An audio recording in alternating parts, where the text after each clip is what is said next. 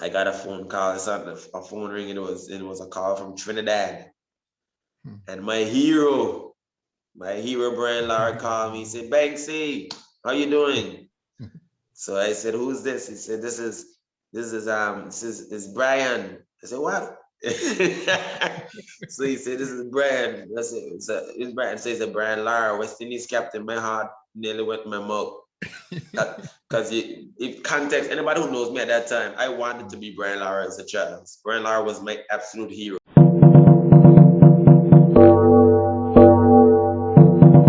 We have with us former West Indies.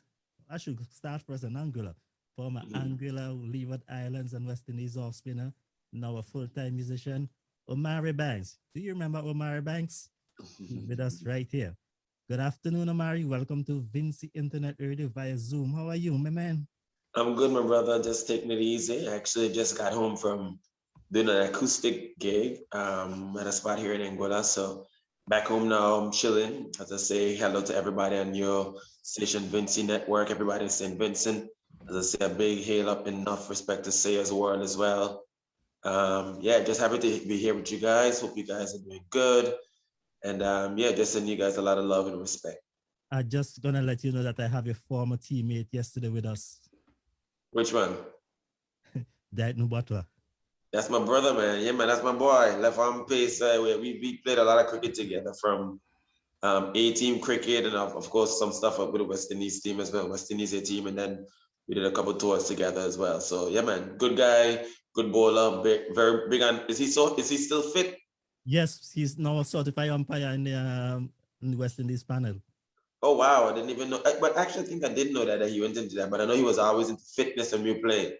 He was one of those fit guys. You know what I mean? Yes, So yeah, he's still fit. Still look as trim as he used to be. nice, nice, nice. That's what's up. Yeah, but anyhow, just tell us a little bit for people who might know you. Just give us a little rundown of who you are. So yeah, my name is Omari Banks. Before I get to the cricket side, I'm the son of Banky Banks, who is a well-known and respected artist in the Eastern Caribbean, from the Eastern Caribbean, but respected internationally as well. So I kind of grew up all around music. You know what I mean? My dad having a music festival that's called Moon Splash Music Festival. So I kind of grew up around music my entire life, seeing all the top names in reggae music perform at that festival. So that was kind of my introduction into music, just well, even before that. But yeah, but I've always been around music, seeing musicians come inside, outside the house. You know what I mean? Been around that kind of environment of artists and musicians. But at the age of 8, 9 years old, I fell in love with the game of cricket. Cricket being a game in the Caribbean that people, you know, what I mean, that's the only game, only sport that we come together to play as one team. And yeah, I fell in love with it. It became a dream, an obsession, and something which I definitely wanted to pursue with all my heart. And so, in a lot of ways, I kind of put the music on the back burner for sure. I definitely as a career and put all my energy and focus into cricket. I was able to start playing professionally at the age of 17 years old, where I represented Leicestershire against Pakistan in England as a child. Of course, West Indies under 19, professional for Leeward at 18, internationally at 20 for the West Indies.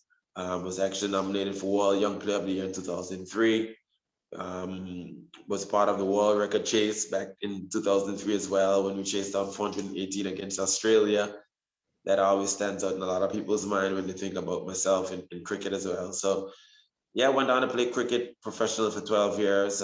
Played professionally 3 years for Somerset. Captain the Leeward Islands team, and retired. Retired from cricket to move on to to my first love, I guess I should say, the first thing which I was around, which is music.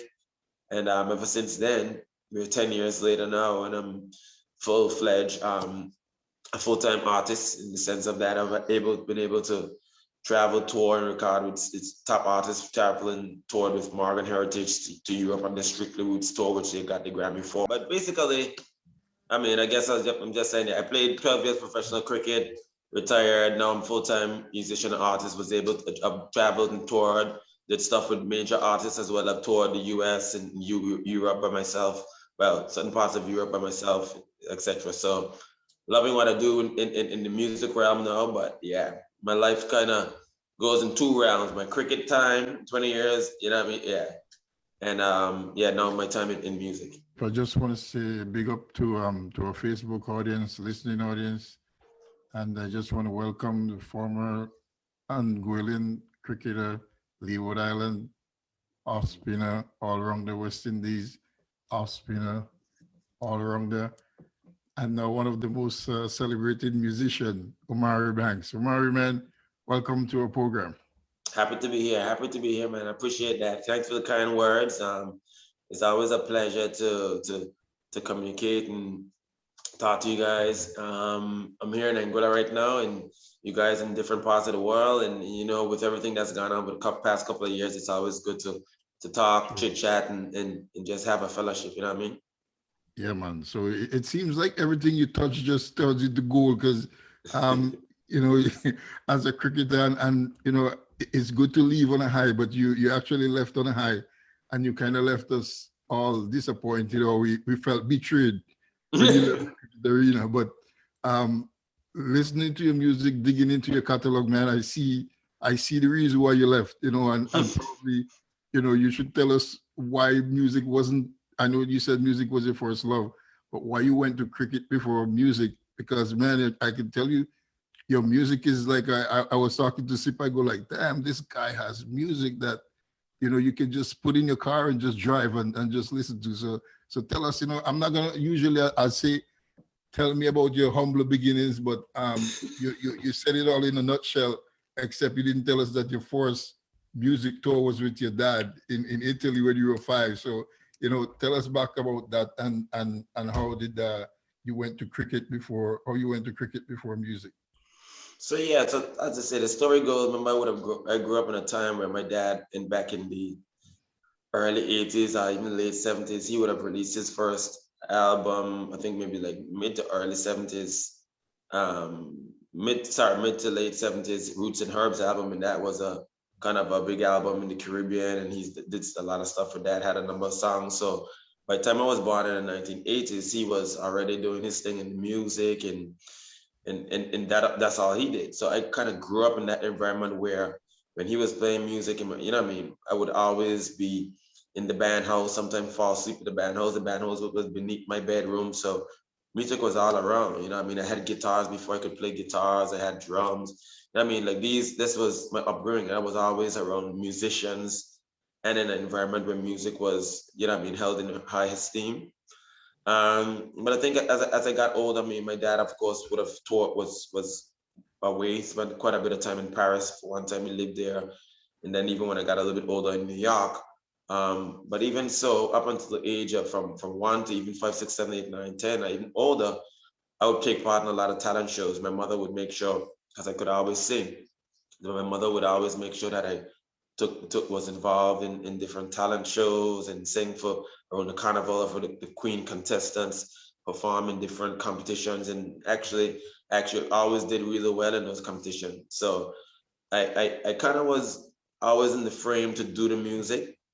But I think at the age, I said before, at the age of 8, 9 years old, I started to live with my uncle Tuval, um, who was a sportsman as well. He was a past captain of Anguilla's cricket team, and you know what I mean, just as a kid growing up, music and sports is two things that you like, and I was blessed enough to be able to be kind of good at both of them.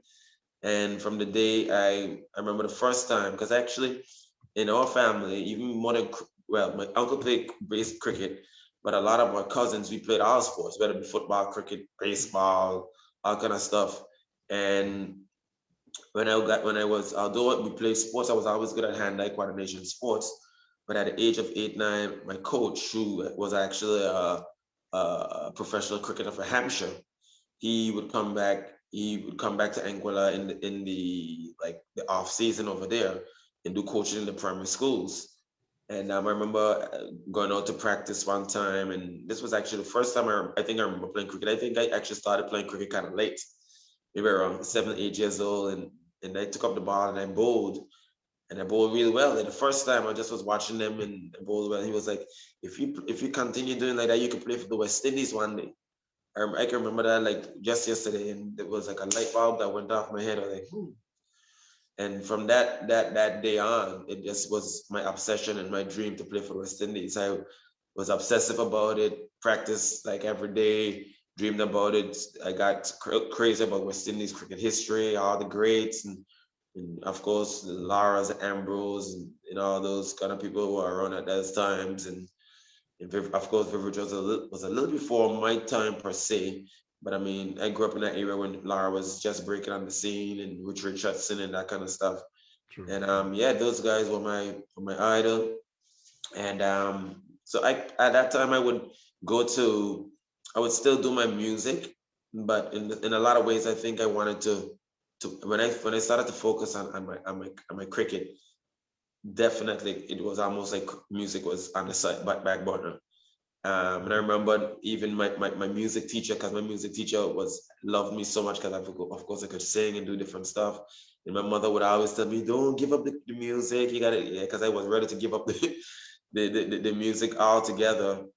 Because I just wanted to play cricket so much. But I still had a love to do it leisurely, but just not compete and do these different shows and stuff like that. But what can I say? I mean, I was just driven to really work hard at my cricket and had the talent. I had some good coaches.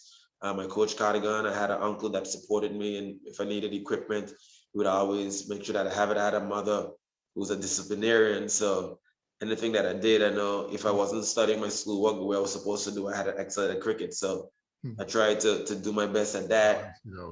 Yeah, balance that out. And yeah, I was inspired. My uncle took me to test. My first test match was in Antigua, 1995, West Indies against Australia. That was a moment too, which I remember to this day. I went with my uncle. And yeah, a couple of years later, I was there playing a test match against Australia. So, I mean, it's just about dreaming and working hard. I've always been that kind of person where once I put my mind to something, I get obsessively disciplined about trying to achieve that. And the truth of the matter is that I just worked hard at what I love doing. And it's the same right now. I love music. I love what I do. And I just put a lot of time and a lot of love into it. And it just comes out of me because there's something which I really enjoy doing. And I think that's one of the keys to life, as you mentioned before. Once you have a passion for something, you try to find out, educate yourself how it can be done, and then you work hard to get it done. Mm-hmm.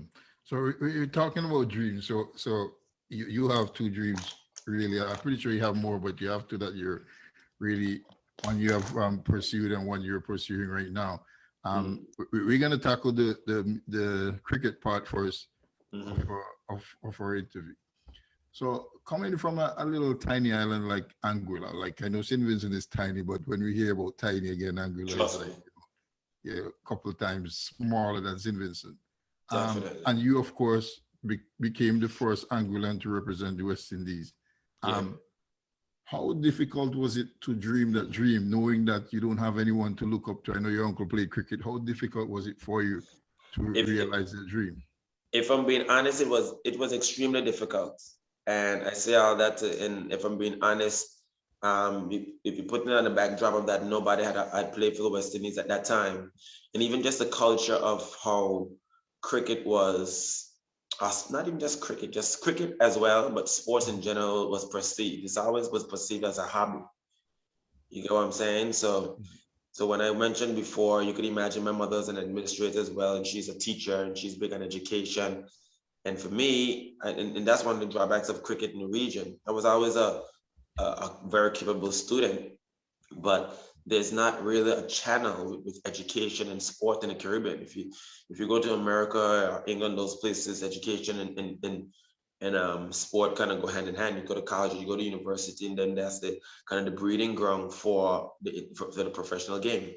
So I say that to say that when I was growing up, you could imagine, I mean, like the pressure, the one me having to balance out being able to be great at sports at a very early age, because sports is very time oriented. You got to be making the West Indies under 15s, West Indies under 19s teams, and I did that kind of stuff. But I was always cognizant of that. If I want to play at the highest level, and if you want to do these things in the time, you want to do these things, you have to hit the markers. Because if you don't make these certain teams by a certain age, then they're looking at the next batch of young players to do that. And that sports is very competitive. So coming from Anguilla, it was extremely hard in the sense of that, one, the politics of it, one, as well as just the facilities of which you had to train with, training and even getting other people who were motivated as well to be able to do that. Lucky enough, I mean, I was blessed enough, as I mentioned before, my coach, Cardigan Kana, all of us, the national coach, the guy who came in and was involved in coaching us, he worked in a professional setup over in England, played for Hampshire for 16 years. And he came around at a time where he kind of, although I had a passion and drive, he had that professional aspect which kind of help us be inspired as well. And the truth of the matter is, there were many days where I would be at the park training by myself. Other times I'll be with my other colleagues who wanted to play professional cricket as well. Maybe were not as driven as I was. Some of them were extremely driven, but not as driven as I was. But we worked hard together. We shared everything, whether it be from, bats to balls to knowledge of the game and just everything we could do. We try to work together to try to, make our dreams come true. But it was really hard because and we bonded together because when you play for Anguilla now, as Anguilla the smallest of the smallest Leeward Islands, when you come up against the bigger countries like Antigua, St. Kitts, Nevis, all these places, then you've got to be sometimes a lot better than them to even get selected for the team. And actually, we actually did that. When I played, and after from under 19s and the 15s, we dominated regional cricket, and that was unheard of. We don't do it now again, but during that time period, our Anguilla under 15s and the 19s team, we dominated regional cricket. We would win the competitions because we had myself and other players who were determined. Out of that batch, I think about almost 9-10 of us went out to play professional cricket for Leeward Islands. So, it was very hard, but we worked together as a unit, and of course under the guidance of our coach, Cardigan Kana. Is that the same Cardigan Kana who's a commentator now? Exactly. Same kind of, he's a commentator. So he was a professional cricketer in Hampshire for 15 years, and not even to mention as well, he was actually instrumental in being able to bring over county teams from England to train in Anguilla. So when I was 15, one of the county teams came to Anguilla. They saw me and invited me over to train with them in the summer. And then I would go over to England every year from 15 years old and spend at least 3 to 4 months training with a professional team, play with the club team on the weekend. And that was very, very important, very big part of my development. So when I got back to the Caribbean, I always felt like I was a step ahead of my counterparts because I was up to snuff with great training in the ball in England that I did a bit more. So playing the Caribbean felt a lot easier than playing over in England at times. So it's about hard work. At the end of the day, I've always realized that even to this day, my mentality is one of the things that kind of sets me apart. Not saying that I'm not better than anybody anyway, but a majority of the people, a lot of times who I interact with, they sometimes don't have the same drive, because drive is a very important part. Not talent is one thing, but at the end of the day, it comes down to that discipline and that work ethic that you're willing to put in. I've seen so many talented, whether it be musicians or sports people across the board, not in just cricket, think that things are going to just happen for them if they just hope that it happen or wish it to happen. But you've got to put in that real time and discipline and focus and be willing to fail and learn from those failures. And coming from Anguilla, I think I always had that mentality that I knew I had to work that much harder to be able to succeed, one, to even make the team, and then, of course, to be successful at that level. Most of us from the Caribbean, and I can speak for the Caribbean, wish that we had one of those careers that you have, and you went with two, and one of them you actually quit. It's not like you couldn't, you weren't, performing or whatever. You actually quit at a very, very young age too, where most people are peaking at that time. And hats off to you, man. When I think about it now, I'm thinking it's crazy. But I think about it now, but it was not crazy in the sense because I was ready to move on. But yeah, that's how it goes. Well, yeah, like you say, you have to be strong mentally, and I think you have to be sure that that's what you want to do, so you don't look back and have this two sides of thoughts where should I not, would I, what if, and stuff like that. So why a spin bowler and not a fast bowler? Actually, I started out as a fast bowler, and I can go a long talk into that, but I'm gonna tell you this. Let me tell you the true story here now. Yeah. As a young, I actually have right now in my house. I have a trophy right now for when I played under 15 cricket, the first ever under 15 cricket in the sub-region. I was a fast bowler. My coach Kankana, he was a fast bowler as well. And in that first competition in the Leeward Islands, I got the best ball. I got the most wickets in the entire competition. I was 13, and I was bowling fast. The story goes when I went to play for Leewards, I also was one of the best all-rounders. I batted number 3, and I was a fast bowler, but I didn't even get a chance to bowl when I went to play for Leeward Islands, right? So that kind of discouraged me in terms of the fast bowling side of it. But I was a good batsman as well, and I love batting too. You know what I mean? So, and because as I got older, I just was able to do both. So for Anguilla, when I was playing for the national team, my best friend was a genuine off spinner. So I would practice with him sometimes. So I just was able to bowl off spin because it was just like, okay, when I'm going to bowl spin, I'm just going to run up and turn my hand this way and it's going to spin. So I would bowl off spin, like in under 19s cricket. I would open the bowling for Anguilla, bowl fast, bat at number 3, and then I'll come on and bowl off spin after that. So I was bowling on fast. I was a fast bowler from a child, but then as I got older, I did both of them, but I focused a lot more of my attention on my batting, and then that kind of I was like, okay, cool, I'm batting a lot, so bowling off spin is maybe a little bit easier on me, but if I need to bowl fast, I can bowl fast. And then when I got older, when I was playing for Leeward Islands, when I was part of the Leeward Islands training team, after making West Indies under 19s, they actually, I was bowling both. At that time, I still used to bowl more off spin though. But I came out from West Indies under 19s and I had a good West Indies under 19 tour of England. We beat England, I think it was 2-1 in the one days and 1-0 in the test series. Then I came back to the Caribbean and then it was like, okay, cool. We need to get him in the Leeward Islands professional team. So I went to trials and I did really good in trials.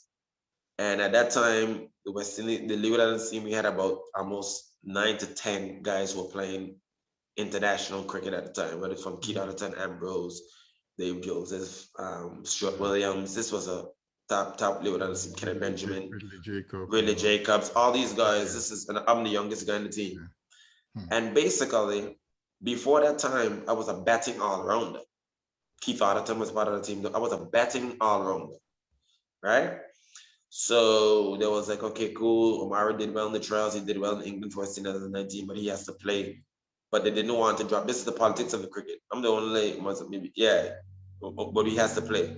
So we're gonna bat him at number 8, right? But I was a batsman. We're gonna bat him at number 8, and he's gonna bowl a bit of off spin. Well, they batted me at number 8. I made about 30 odd not out and 20 odd not out.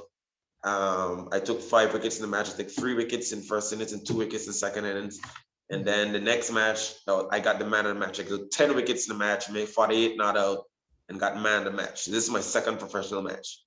And from that day, it was kind of convenient, if I'm being honest. I actually, my run to West Indies team, because I played 3 seasons before I actually played West Indies, but they just said, okay, cool, he's doing good as an off spinner. We're going to play him as an off spinner all-rounder as opposed as a batting all-rounder. So basically, I actually was a batsman who would bowl. But then I started, after I made Leeward Islands team, I was like, okay, if they're going to bowl me so much, I'm going to work extremely hard on my bowling. Because before that time, I could bowl, not work on it, but not a lot because I was more batsman. But after bowling so well and then playing, I just got seasoned into the role and bowled a lot of overs and bowled well. And then, I had a great first season. My second season was okay. I didn't get as much wickets, but my third season, I had an excellent season. and that's when I got selected for West Indies. I had excellent season for Leewards.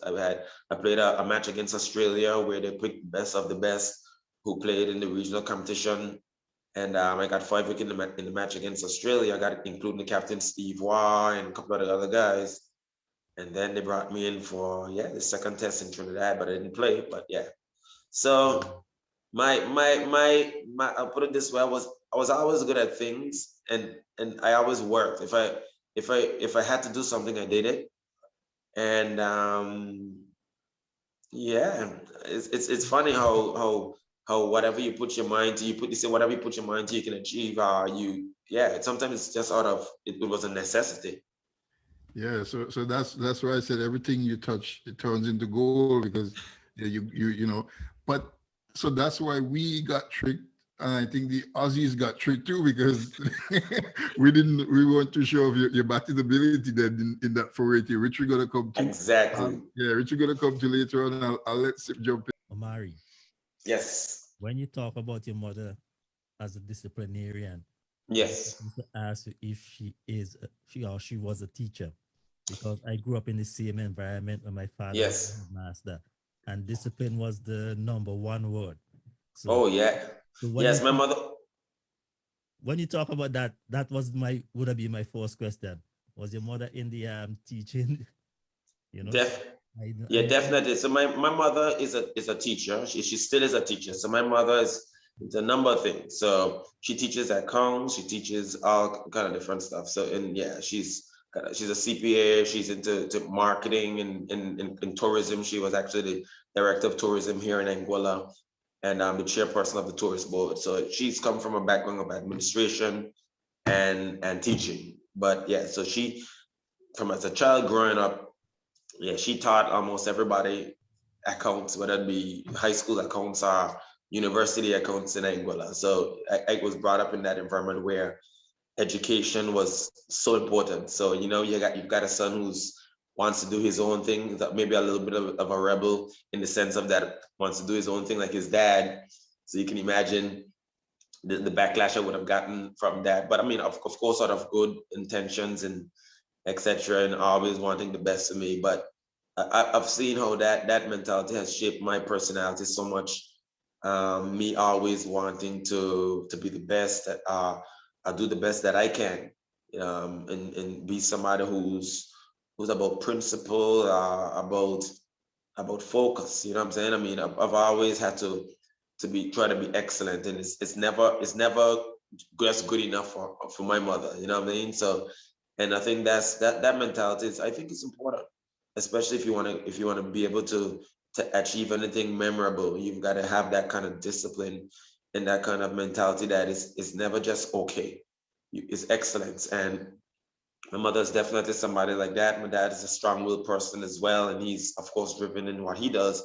But my mother is very particular. She has a word that she would use as well. You know what I mean? So I was brought up in that environment, and that just really inspired me. One of the things that inspired me to remember my mother at 14, 15, she was on her journey in self-development and that kind of stuff. And she would read a lot of books and motivational stuff, and Deepak Chopra, and Awaken Anthony Robbins, and just these motivational speakers. So, and people even if I would go to school, even if I wasn't doing my biology, if I wasn't doing my accounts that she taught, I would be reading a motivational book, because I found that helped me with my cricket. You get me? So I was always into doing whatever it took to get me better. And I realized how the psychology of it behind sports was so important. My aunt is a psychologist as well, my aunt Linda, but even more than that, just in reading those books, that really kind of developed my mind in that confidence. And I've always had that kind of perspective, and that kind of comes out in my music. If you listen to my music, I'm always optimistic, realistic too, but I'm always optimistic, and I'm always expecting better, no matter what the situation is. And I think a lot of that stems from just that period of my life where I really had to get into myself and try to find myself and chart my own course and direction. Like, not necessarily what mom wants to do, what dad wants you to do, but me within myself knowing what I want and going for it. So yeah.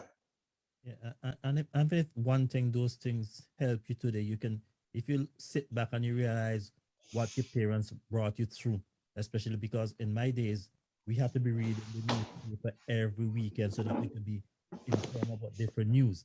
And it Right. really helped you to be diverse, especially conversation. Of course. It helped you to be rounded, as my father used to say. You have to be rounded. Definitely. So kudos to that, and that I can see where your discipline in life came from. But Yeah, definitely. when you were growing up, you said you first, I know your first thing was music because your father Banky Banks was a big name in the Caribbean, so you know you could, everybody basically split off of that. But in on the cricket side now, where did you say, well, okay, this motivation, I think I want to really be a cricketer rather than a musician at this time? Where did you get that drive, and how did you pass it over to your parents or to your mother, your father, who really wanted to know, well, okay, you are in a musical family. How do you influence them that you really want to go to cricket? Well, as I said before, I'm a very stubborn person. So what that's one thing I'll do. I'm like a very loving child, but very. My mother even accepts this about me, even know even more. Like when I put my mind to something, I go for it. And as a child, as I said before, I think I had to fight through that phase. When I say fight through that phase, in the sense of that, well, I was blessed enough to have my uncle Val, who was like a father figure to me as well, and was a past captain of Anguilla and somebody who I spent quite a lot of time with because my dad was away a lot of time as well, and my mom was even sometimes would travel to do when she was going her schooling sometimes in university. So he was one person who my mother respected, and so that helped. I remember a time we were going to play Leeward Islands under 19s, and my brother was getting married, and I wanted to go and play that competition. I was like, Mom, I have to play this competition. If I don't play this competition, I can't. I'm not going to make West Indies under 19s team, and that's going to be throwing me a whole year behind. And you know what I'm saying? And I was like, no, I'm not going. And she was like, is your brother's getting married? I mean, my brother understand, but then my uncles like spoke to her and tell her like, okay, cool. This is what's happening here. This is how it works. He has to work hard and he has to make the team. If he doesn't make it, basically, he's basically forfeiting. You know what I mean? So he spoke to her, and then after he spoke to her, I mean, she was fine. And then I remember another time too when I was a child. My music teacher, who's like my mother to this day as well, she loves me dearly. She teaches my daughters classical piano now as well. I was supposed to be the lead singer for there was a kind of steel pan orchestra and some musicians, and they were carrying other singers to go. And I was supposed to be lead singer for our high school, the one secondary school in Anguilla, to go to Philadelphia. And my music teacher was so wanted to me to go because she loved me from the time I was 5 years old. I was like her pet. Always brought me to school and would sing and stuff like that. And they wanted me to go, and I was adamant that I couldn't go because I had to go to play cricket. And yeah, I mean she was literally in tears because she had want me to go so bad. And then again, I just at that time I was like, hey, no, I'm gonna go and do my cricket. And yes, I mean it was a hard time. It was a hard time because you know how it goes, especially growing up as a young man, and when you're trying to find yourself and things like that. Your mom has one way of how she sees it, and I think that's one of the things where which is very important as well, especially as young men. You've got to listen to your parents, you've got to listen to your mom and dad, but at some point in time, you've got to be able to chart your own course. I think that's part of growing up as a young man, which I think in a lot of ways, if I was to look back at it, I think that I got it right. Because I'm one of those people that believe that you've got to know what you want and you've got to pursue that. And right now, my mom is so proud of me. And even when I got selected for West Indies team at age 20, she was so proud and is in tears. And in a lot of ways, it made me feel satisfied that every time that I said no to something that she wanted me to do, I was able. It felt like I paid her back when I was able to, you know what I mean, to be able to do nice things for her or whatever. Just when she felt proud of me. when I was able to represent the region and have some amount of success at that level. So it was a hard time. I would, if I was to say no, I would be lying. And if I was to say that I didn't have to sometimes rebel in certain ways, but rebel in a positive way, of course, because I've never been in trouble, but just go my own course, meaning focus on my cricket. I make a sacrifice for my cricket. That wouldn't be true if I said I didn't have to do that. But in the end, I was focused. I was disciplined, and I wasn't just getting involved in any delinquent activity. It was basically me focusing on just working to be the best cricketer that I could be at the time. You spent some time in England from a very young age. Tell us a little bit about the English condition and how that helped develop the cricket, because we all know the English condition a lot different than what you have in the Caribbean. So how you benefited from being in England for that time? A great deal. I remember I mentioned actually my coach Cadigan Khanna, who was our coach. He introduced me, well, when he brought down the Leicestershire cricket team. This is another person who's so dear to me right now. One of the people who I have to speak up every time I mention. He's uh, he's a mentor to me, and as I said before, just a father figure as well, and just a great person for myself and so much of the cricket. As a gentleman by the name of Jack Burke. He played a couple of test matches for England, but he was also the coach of Leicestershire. But he really opened his hands and his cricket team and his everything just for me to come over and train with the Leicestershire cricket team from the age of 15, 16 years old. He loved my talent at that age so much that he allowed me to play against Pakistan, face against Waka Yunis, Wasim Akram, Mushtaq Ahmed, Yusuf Yahana. I actually got up Yusuf Yahana in that match, but I was able to play against. Played professional cricket before in England before I even played for Leeward. So, and then I came back over this summer with West Indies under 19s. But playing in the English conditions over there and just being able to train, not only just playing the conditions, but playing with a professional setup from an early age is something which definitely had such a great effect on me being able to develop at the rate that I did, especially to be able to play international or professional cricket at 18 and then international at 20. Because the conditions and the different surfaces and just the day in, day out sharpening of the skills is so important. You know what I mean? Sometimes back home in Anguilla, I didn't even know where I would get a ball to practice from if the pitch would be prepared, to going over to England where there's a pitch prepared, there's an indoor facility, there's a bowling machine, there's a gym, there's water, there's food, there's willing cricketers who are trying to sharpen their skills. There's a bowler always available. There's matches during the week, there's matches on the weekend, and there's a coach there looking to help you and help you develop people that you trust and other professional players. So those guys at Leicestershire, I mean, I love them to death. When I see them, I always get emotional because the way how those guys over there welcomed me within the team, and it was a special time for me as a youngster. I remember all those guys' names. Philip de Freitas was one, he played for England. Devon Malcolm, Vince Wells, Darren Matter. A number of those guys actually went on to play for England as well. Trevor Ward. But those were the guys who were around the team when I was a youngster growing up, and they just brought me in their group and just taught me so much, and it never made me feel like I was not a part of those guys. And as a youngster growing up, that's very special. That's a very important thing to have older people who are already out there doing it at a professional level and encouraging you. So I was blessed to have those guys around, because no knock on Anguilla, but back home here, I wouldn't have had those people with that same mentality around all the time. You had other people who were trying to play first class cricket, but not necessarily the same level of discipline and focus towards the game.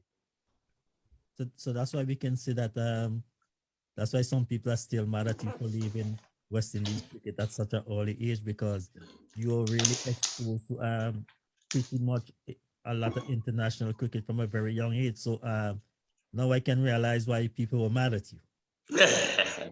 Well, I guess that's the hard thing about it is that, I mean, like anything else, as I said before, for me, actually, when I leave Leeward Islands team, I was the captain of Leeward Islands team, and there was a lot of things going on with the administration point of it, which I wasn't happy with, and then you have administrators trying to get involved in tell, you know what I'm saying? Sometimes people were stuck in their little box, and then the politics of the island cricket. I'm from Anguilla, I'm the captain of the team, and they don't feel they could push their radar around. So that's West Indies cricket at times. And for me, after playing 12 years professional, playing for West Indies team, and having to deal with some of these things, I was really prepared to go in a different direction in the start, because I would have had to start my career in music if something else. And for me, I really never wanted to, after I finished playing cricket, to get involved actively as like maybe like a coach or a commentator or something like that. I mean, I help youngsters, but I never wanted to stay involved within the game per se. I guess I'm a dreamer, so there's always got to be a dream for me to something for me to accomplish. So when the cricket was, I mean, maybe I had 6, 7 more years, if that, inside of me, I was prepared to invest those 6, 7 years into 30, 40 more years, which I have in music, because music is something that I can do until I'm old and gray and with a walking stick and that kind of stuff. So in a lot of ways, I feel really blessed that I actually retired at the time, because I was able to put those extra 5, 6 years into straight into music and get a jump start on that. So tell us a little bit about your beginning of your music career. Um, where did you all started first, like in your recording and maybe your tours, but not with Banky Bank and so, but with Omari Banks. Tell us about Omari Banks. Yes. So the thing about it is that, I mean, although my dad is banky, you can imagine my dad has got his own way of doing things as well. So I've always had to fight for everything that I wanted to.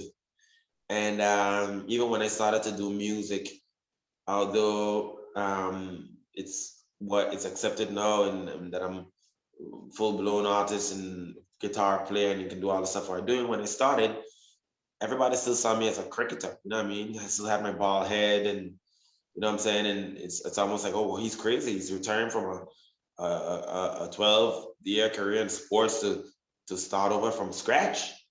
So I mean, so even at that time, I really, I mean, my dad wasn't upset or anything with me, but they were looking at me like I'm, you know what I mean? Everybody was looking at me like, okay, cool. Is this just a phase? Is he serious about it? But for me, it wasn't. It was so serious. I started to play at certain places in Anguilla. I would start doing promotions and play by myself, do acoustic, then bring along another bass player or singer who would do background vocals with me and take the door. Sometimes I wouldn't even make $50 by the door, but we have to pay the my band members, the people who I get to play with me. And but after over a year of developing and working at my skills, we try to practice my guitar at least 9 to 10 hours a day, and just try to keep getting better and better and better. And over a period of time, I just kept getting better, as well as I was able to build a following. So the people who love my music started to follow me around.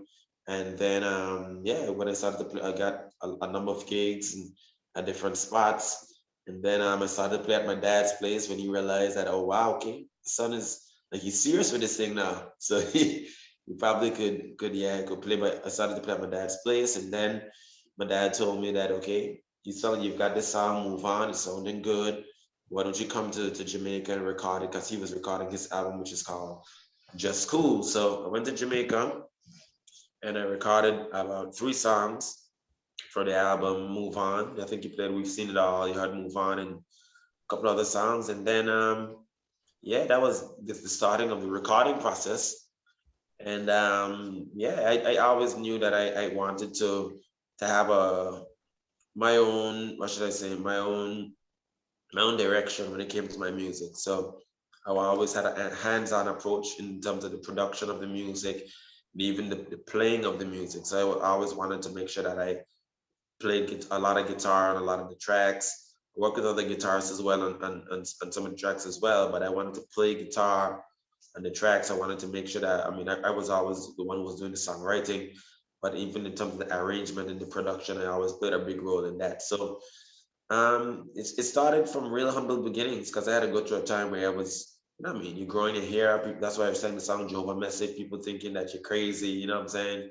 They associate the whole locks with all kind of crazy stuff or whatever. So I had a good period of time where I was kind of ostracized in the sense of that people were thinking that okay, he's silly for doing what he's doing, but that was quickly changed around in a couple of years where I got the Artist of the Year, Songwriter of the Year, all these different awards within Anguilla, and people really respected the music from that time until now. So it was a hard couple of years, but like anything else, like in the cricket, there's a period where you have to put in that initial work, and you've got to just focus on what you need to do.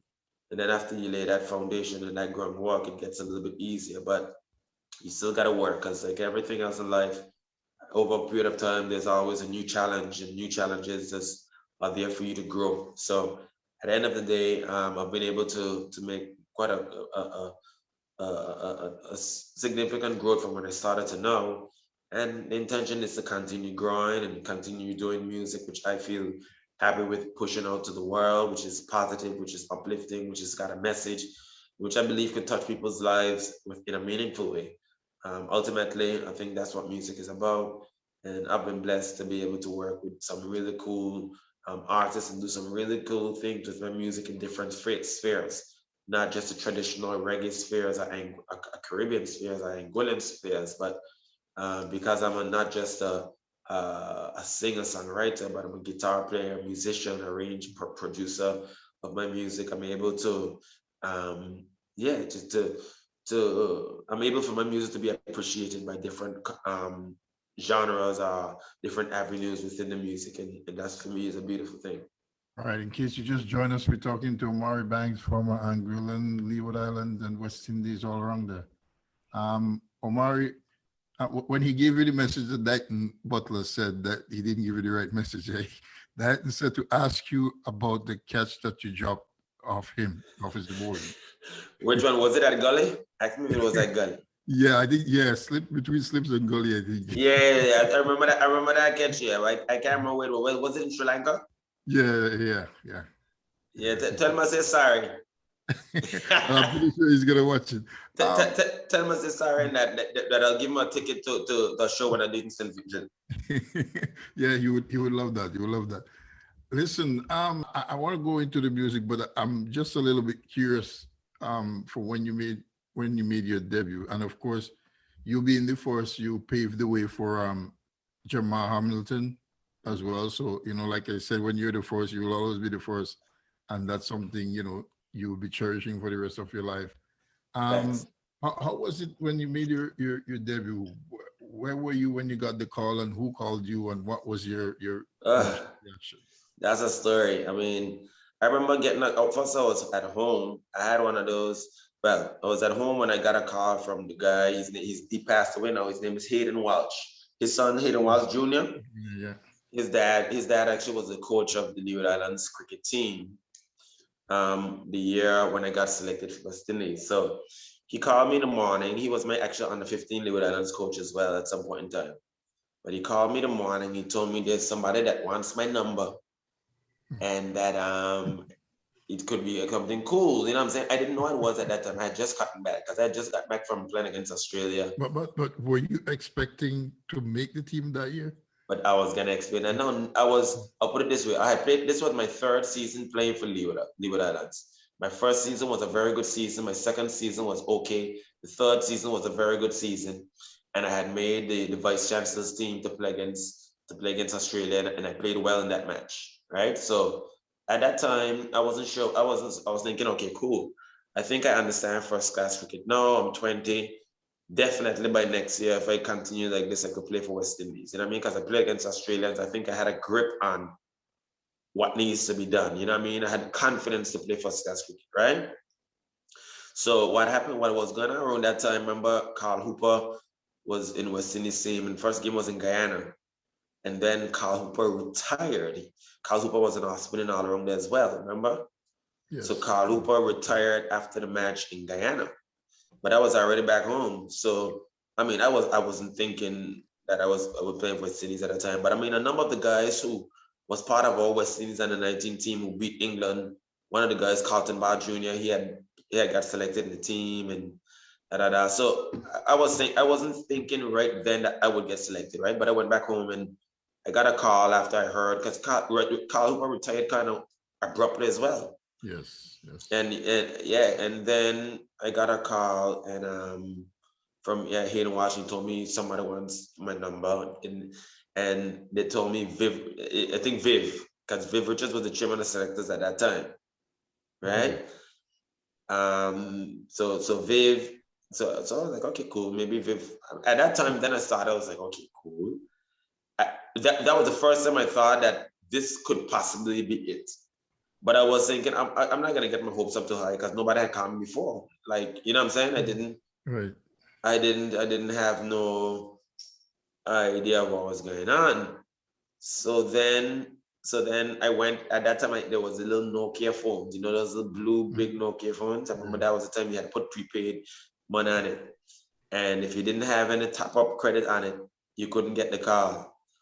So I remember driving an old buggy car. I run quick to the gas station, put some credit on the Nokia phone to make sure that I had service. And then I went by my girlfriend's house at the time, and I got a phone call. I saw a phone ring, and it was a call from Trinidad. And my hero Brian Lara called me. He said, "Banksy, how you doing?" So I said, "Who's this?" He said, "This is Brian." I said, "What?" So he said, "This is Brian." I said, "It's Brian." Says that Brian Lara, West Indies captain. My heart nearly went in my mouth. Because if context, anybody who knows me at that time, I wanted to be Brian Lara as a child. Brian Lara was my absolute hero. I watched the 375 that he made in Antigua like countless times as a child growing up. I think that's probably why I played so well in that test match in Antigua. After watching that test, after what I used to watch that 375 not over and over on VHS over and over. And also Brian Lara was my hero. And Brian Lara called me and said, "Just want to let you know that you've been selected to be part of the West Indies team, and we're gonna want you to fly down to Trinidad. It's not break as yet. Don't tell anybody. But we're gonna have to. We want you to fly down to Trinidad." Oh my gosh! When I heard that, it was like I put so much into it. Like that day was like, I look up in the valley because it was in Blunt Point, and I remember looking up in the valley and thinking to myself, when Anguillan hears this news. Did you pinch yourself? I did. I pinched myself. Then I called first? I called my Uncle Val. Then I called my mother. And then I called my coach Cardigan. I actually told my girlfriend at the time, I was like, after I got picked for the team. And then I just remember I went practice in the afternoon, and it was crazy. But I didn't even know when I could have said. But by the next morning, the news hit the radio station, and they were having call-ins, just saying, you know what I mean, just congratulating me, and it was special, man. I remember, almost being brought to tears. Brought to tears just hearing the outpouring of love and the happiness that how people felt at that time. You know what I mean? So it was a beautiful thing. I mean, it was a really great thing for myself and Anguillan and everybody, you know what I mean, who was involved. Yeah.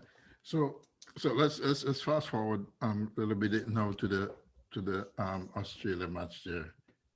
The 417 chase or 418 chase there. We all know the history behind that. You know, Shonda Paul and Sawan put on a partnership after, you know, the great Brian Charles Lara. He was out for 60. And when you went in, one of them was obviously there. What was the feeling like? What was the expectation? You know, walk us through the ending of that run chase there. Because I know Universal Drakes brought it home, but walk us through from when you went in, and I think it was Shonda Paul was in when you went in, or Sawan. I don't exactly remember. So basically, what happened was, I remember we were on I went in on a hat trick. I'll tell you. So basically, Sawan and Lara was batting for a while, and I think Lara made 60 yard. And then what happened? Yeah, then Nepal and Sawan was batting for a while after that. And then Sawan got out hooking on the pitch for the second new ball from Brett Lee. Right after Sawan got out, this is after he made his 100. Then Ridley Jacobs came in. And got out.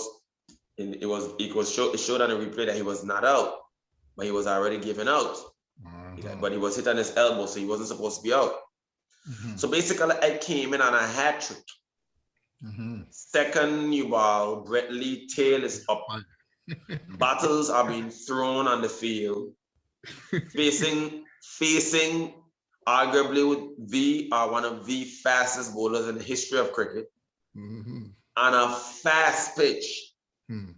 I remember when Sawan got out, and then I literally, because I had my bat, I was sitting down, and then Jacobs walked in. So this is now the second new ball. So after Jacobs was walking in, I went into the dressing room. I was like, okay, cool. Let me get my arm guard because this is fire out there. By the time I got back outside, I didn't even sit. I was just about to sit. My butt touched the seat, and I got straight back up because now Jacobs got out. I'm telling you, right? When I went out to bat, it literally, for me, was one of the most calm I felt in approaching the crease. I was calm in the sense that there was so much. Well, one, I had batted well throughout the matches before that. So that's one. You got not out in the first. I got not out 12 in the first innings. In Barbados, I made 29 or something like that. Not out in one inning and made 16 or something like that. But I was batting good, right? But more so than that, the state of the match and the pressure that was around the match. This was West Indies were facing the first time in history a whitewash in the Caribbean. So that coupled with this was a home game for me because I had a lot of people from Anguilla who came up to this match. A lot of people from Anguilla, a lot of friends from Antigua over the years, I mean, if you're playing cricket in Leeward, you're traveling to Antigua a lot. So there was a lot of pressure surrounding it, and of course the hat trick and that kind of stuff. And Antigua fans could be this is the ARG, this is the Vivian Ticket Stadium. The ARG was rocking, chicken high five, people jumping up on top of the stands, and yeah. And gravy. Gravy. Oh, trust me, that cricket there was different. You get what I'm saying? This is West Indies cricket at its what it was. I mean, the passion. You know what I'm saying? So so when I went out to bat, although I understood the situation of the game, it was like, you know what, I'm just gonna do the best that I can. And that brought a sense of calm. I remember Shanapal, I guess he knew that I could bat. I remember, when you're a kid and when you're batting, if you're batting with somebody in lower order, they would say, okay, cool. The lower order batsman, try to get the single to get the main batsman to strike. I remember thinking that that's what Shiv was going to say to do. Just not even that I wasn't thinking, I know I could handle myself. But one of the first things Shiv was saying, he said, boy, Banco, Brett Lee bowling fast, boy. You're going to have to rotate it. I say, wow. So basically he was saying, listen, he's bowling fast. We're going to, each man for himself, not each man for himself, but basically you're gonna have to handle your own side. Handle yourself. We're gonna get the single. We're gonna keep rotating the strike. You know what I'm saying? So I remember that. But so right in that moment, it was like, okay, survival. It literally was survival. You know what I'm saying? So for me at that time, I knew that I had gave a good representation of myself. I had fought hard. And even to that point, if I told myself if that was the last test match that I played, I knew that I tried my best. I'd worked extremely hard to get to that point.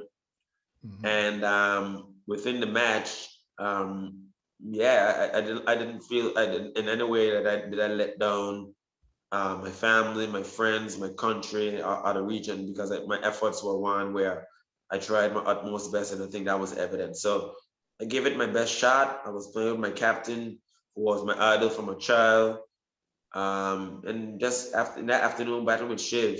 I mean, of course, Shiv is an amazing batsman and one of the legends of West Indies cricket. So of course that would have helped tremendously being having that senior person in the next end. But then when we went out at the end of the day's play, I was about 29, 30 not out, and Shape was getting close to his 100. And we were getting closer and closer to the total. I remember that we had a meeting after the match, and when we had about 30 odd, 40 odd runs to make the next day. And I remember Lara, the captain, saying, whatever happens in the match tomorrow, he was proud of the guys, how they fought back in the match. And for me as a young player in the team, that meant so much. I felt at that time that I was going to do it. I just knew that he was going to win the match. I mean, I didn't expect Shift to get out early in the morning, so that kind of threw a monkey wrench in the whole equation. But at no point in time, even after Shift got out and Basper Drakes came in, I felt we would lose the match. So, yeah, I mean, we did what we did, and we were able to chase down the highest score, which is in the history of cricket records to this date. And I'm really proud of the accomplishments which I did in cricket. Even, I mean, even after that match, we did some great things as a team. I mean, I'm happy to always say that in my last series, my last match, I was actually the man of the match for West Indies against Sri Lanka. I've got the trophy right here on my right. and I didn't play for West Indies since that time. So you know it goes. But that's cricket. I mean, I was one of the things which I was going to mention is that that's one of the things. Every time I think about cricket, I never think that I wish that I had worked hard. I wish I did this and that. It's no regrets. I know that I give it my best shot.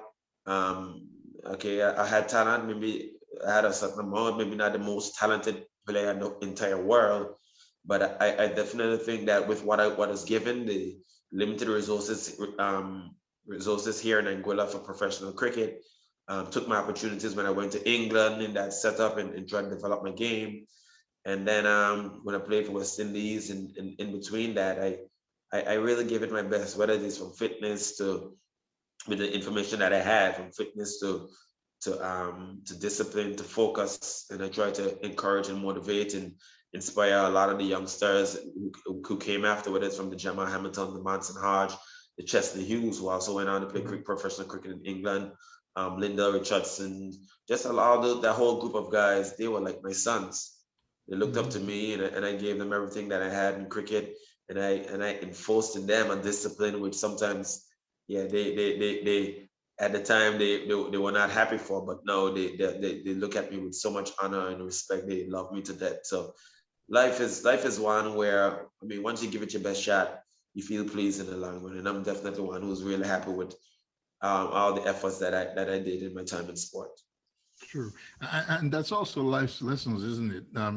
Whatever you do it to the best of your ability, you know. So in the end, you have no regrets. You could say, I've tried my best. And, you know, going back to that game there, we were all under stress as spectators as well, because the first innings total was 240, and now West Indies have to make 418. That was the only time we had that pressure, was when the Pakistan series, when Viv got out and Benjamin took it home. So there's something about you Leeward Islanders saving us.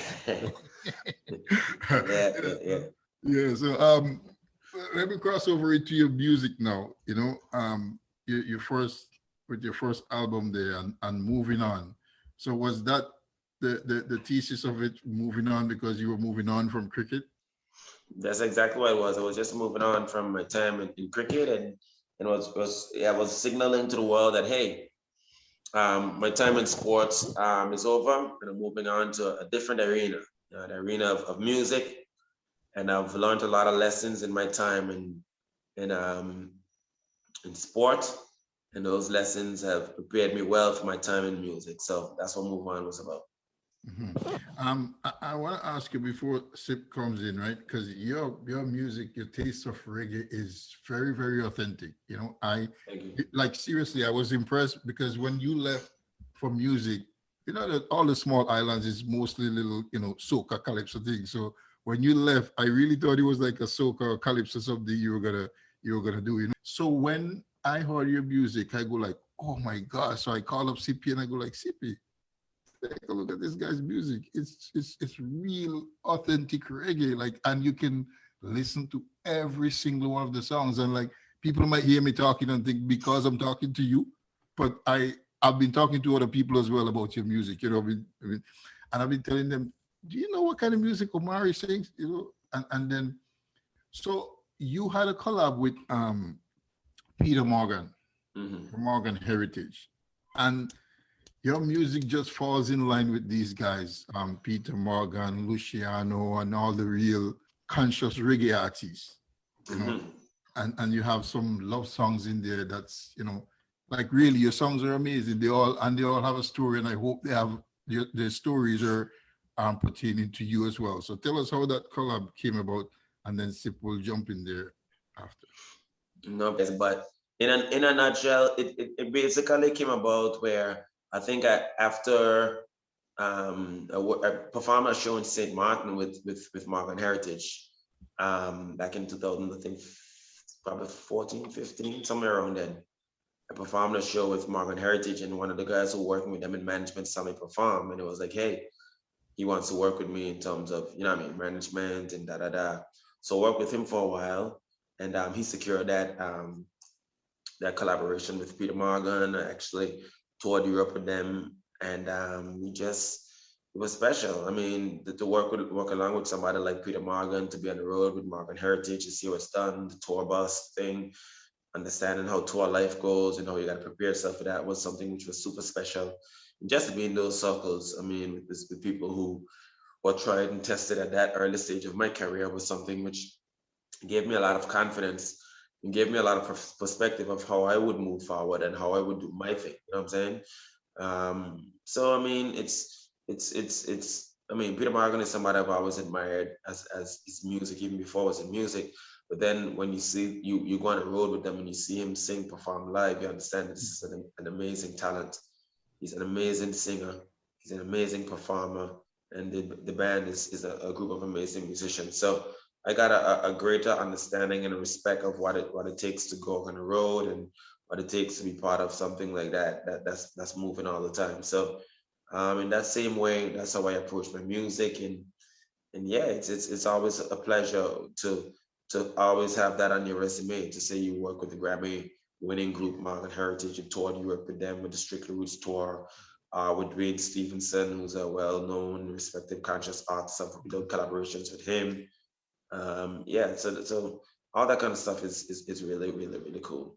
When I got the call from Moulton, tell me to listen to your music, I've been playing your music all week long on this radio. I have a reggae show on Tuesday night. Your music dominated my show. On Saturday, your music and even today, from 1 o'clock to about, I think about after 2, I only played your music. I fell in love with your music. So your music really gonna be part of my station. I'm not telling you because you're here. What? I have a show coming up right now after this one. It's called Easy Sunday. And I'll really pick some of the songs, some of the love songs that you sing, gonna be part of this show. So you could have nice. You could be blessed assured that your music gonna be part of my program. But tell me how do you express yourself? How do you get into writing music? What do you use? Do you use like get a rhythm, a beat, or you put the lyrics down and then put music to it? How you go about doing your program? So it can go both ways. So first, I'm a musician, so I play the guitar. I mean, I play for myself. Like tonight, I'm actually just gonna go with some friends of mine and play guitar with their band just for a short time. Actually, a little bit. That's why I have to go as well. But I mean, I'm a musician. Is first of all, I understand music theory. I understand how the guitar and how music works. So sometimes it comes from a melody that I'm playing on the guitar, or a chord progression that I like. And a lot of times, as well as a lot of time, it comes from a concept, something which I feel passionate about. So for me, I'm always reading, I'm always researching things, and I'm one of those people who's got an opinion on a lot of stuff too. And I think being a songwriter, you've got to have an opinion and you've got to have something to say. So I'm constantly feeding my mind with stuff and constantly got my eyes and ears open to what's going on around me. You know what I'm saying? Whether it be life situations, what's going on in the world, whether it's just lending inspiration to people to help ensure that they continue to grow. That's where my inspiration comes from, just observing what's going on around me. And then musically, it's about researching and about continuing to evolve and open your musical memory. You know what I mean? By opening your mind to different genres of music.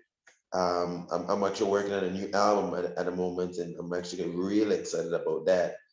And yeah, with that new album, it's gonna be reggae, but of course, it's gonna have a lot of different feels to it.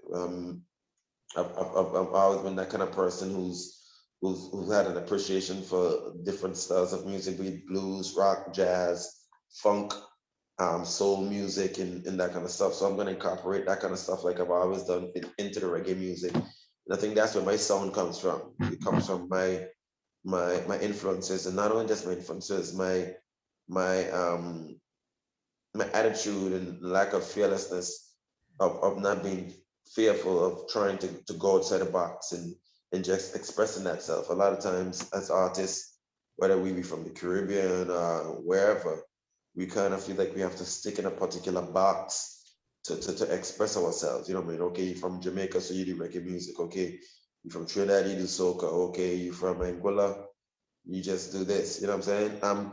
I've been blessed to be around a lot of different styles of music, and I appreciate them. And I've got a special love, not just for I should say music, but actually the playing of music and instruments. So a lot of music that you hear, what I produce, it's got that live instrumentation feel. You know what I'm saying? So you're always gonna get that live feel to my music, and I'm big about the live show. So I'm playing my guitar, I'm playing the solos, I'm doing these different stuff because for me, it's about the musicality of it, and I enjoy doing that. I enjoy making music, which I feel is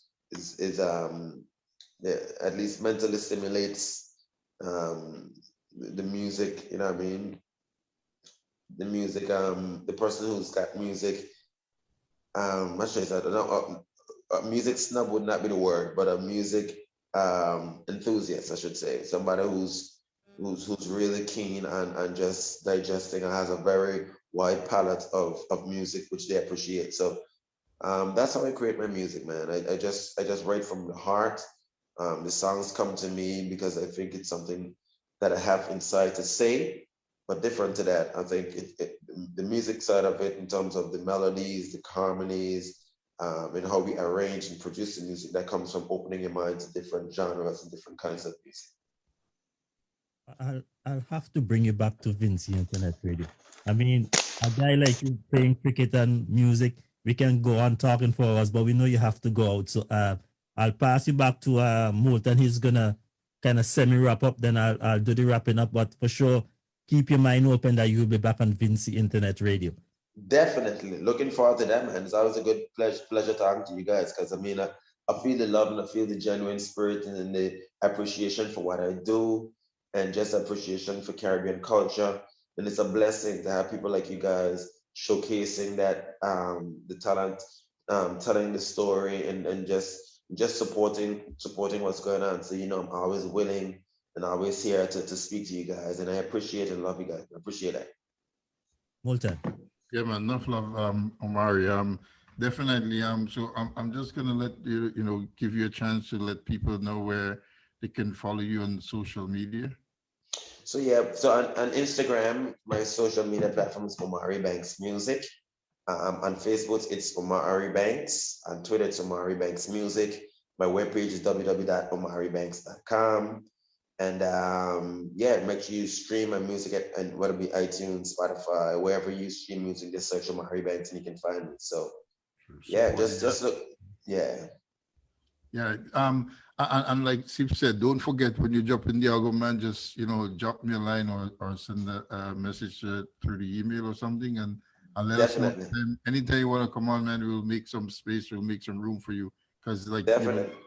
we appreciate very much what you're doing, and we appreciate the time you took out of your busy schedule to talk to us and to talk to your fans, because a lot of fans were really wondering, what Omari is up to, so thanks a lot again for jumping in, and hopefully we'll chat again soon.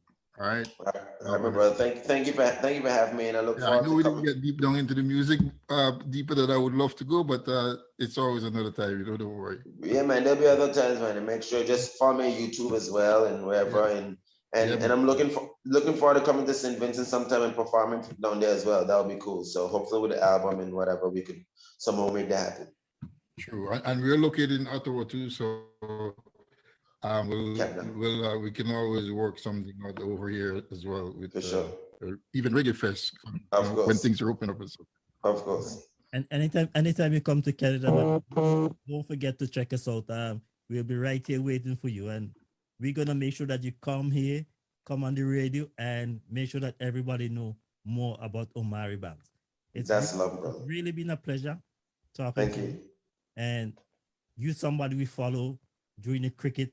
I'm still now kind of realize why you left, but I'm kind of happy that you left when you were at the top rather than the bottom. Although I was kind of disappointed when you left.